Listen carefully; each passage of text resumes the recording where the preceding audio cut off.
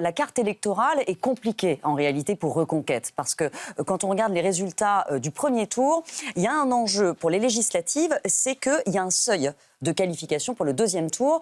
Un candidat doit rassembler 12,5% des électeurs inscrits sur les listes électorales, pas des voix exprimées. Ce qui place la barre très haut. Quand vous avez 50% de participation, ça veut dire qu'il faut faire 25%.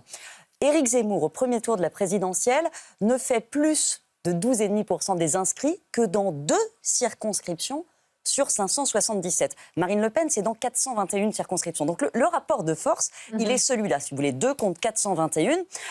Et ces 2 circonscriptions, ce sont les 2 de l'Ouest parisien, les 2 qui recouvrent le 16e arrondissement de Paris, où par ailleurs Emmanuel Macron est vraiment en tête. Donc même un candidat Reconquête dans ces circos, il prend le risque d'être balayé dès le premier tour par le candidat de La République En Marche. Donc c'est compliqué. Il y a très peu de circonscriptions où un candidat de Reconquête, quel qu'il soit, même une tête d'affiche, sera en capacité de se qualifier au second tour. Ça, bien sûr, vous le savez, c'est pour ça qu'un accord avec le Rassemblement national était vital pour vous, pas pour le Rassemblement national. Et c'est bien le problème.